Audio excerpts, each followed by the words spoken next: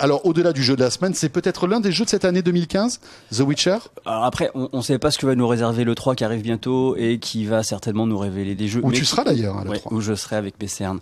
On sera a priori, on aura effectivement à l'E3 pas de jeux qui sortiront dans l'année, à part les Black Ops et autres. Mais effectivement, c'est à mon sens un des jeux les plus ambitieux de l'année et en tout cas un des jeux les plus prenants et les plus addictifs qui soit sorti depuis le début de l'année et certainement sur tout le reste de l'année. Ouais. Pourquoi ? Parce que c'est un casse-brique géant et génial. J'adore. Ah ouais, un super breakout en 3D, les amis. Un monde ouvert en casse-brique, quoi. Ça, c'est génial. Non, c'est un jeu d'action-aventure, jeu de rôle, c'est-à-dire qu'il y a une composante à la fois d'évolution du personnage.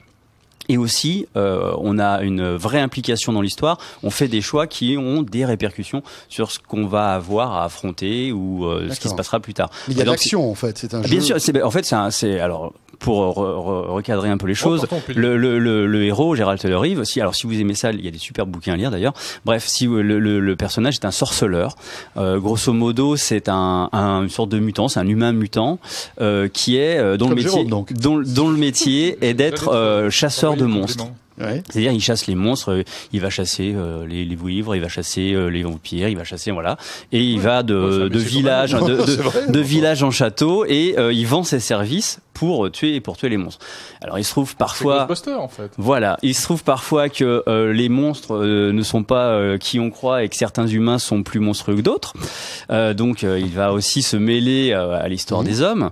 Et donc là, en fait, l'histoire est plutôt pas mal, elle est bien montée, elle nous emporte doucement au départ et puis après on la suit avec plus en plus d'intérêt. Mais effectivement, ce qui est vraiment génial, c'est que c'est un monde ouvert, sans chargement. C'est-à-dire on monte sur son cheval ou on part à pied à travers la campagne et on va rencontrer des paysans, des lapins, des monstres, trouver des quêtes, des sous-quêtes, etc. Voilà. Et n'allons pas plus loin, je sens que ça peut déraper. Voilà. Et je n'ai pas envie. Des sous-quêtes et des chaussettes. Voilà. C'est ça. Les soquettes même. Ouais, voilà, ça. Donc il y a les raquettes, mais ça sera un petit peu plus tard pour voilà. Non, c'est pas dans le même jeu. Et donc ce jeu, donc ce qui est génial, c'est qu'il y a une vraie ambiance, il y a une vraie impression d'être plongé dans un univers cohérent. Ça rappelle un petit peu, pour ceux qui ont joué Red Dead Redemption, en termes de je me retrouve dans la nature, je me retrouve dans un monde où j'ai vraiment l'impression de participer à quelque chose.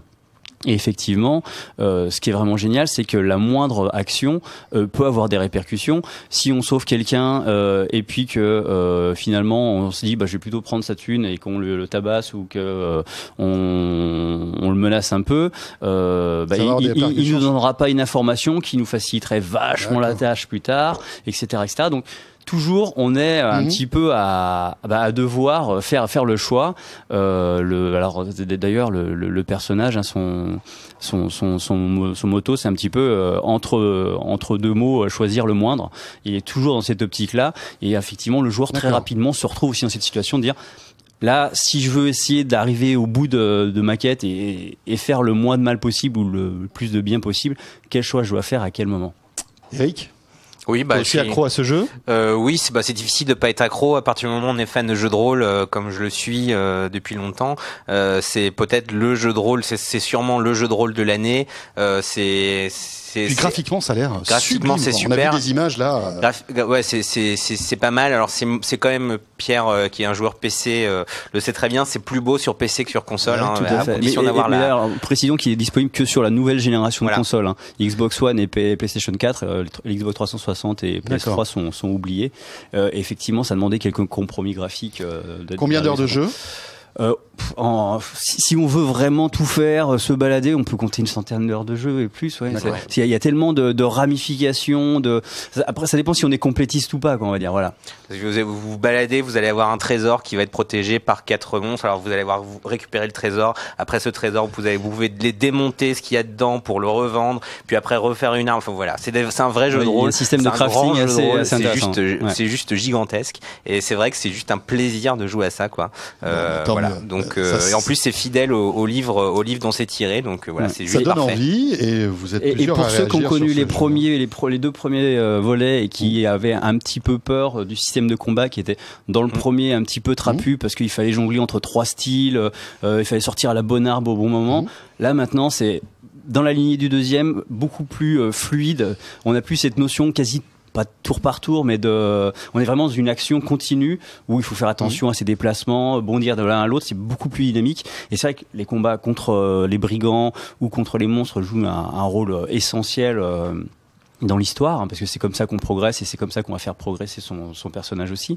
Donc ouais, c'est vraiment, je trouve que au global, sur on va dire une expérience globale, histoire, système de combat, univers, enfin c'est vraiment incroyablement bon en tout point. Ok, merci beaucoup. The Witcher 3. Le retour. Et j'ajoute aussi quand même que c'est un jeu en plus qui est extrêmement adulte. C'est dans sa narration, il y a beaucoup de scènes de sexe, voilà, faut le dire. Il y a beaucoup qui sont de violence. censurées par défaut.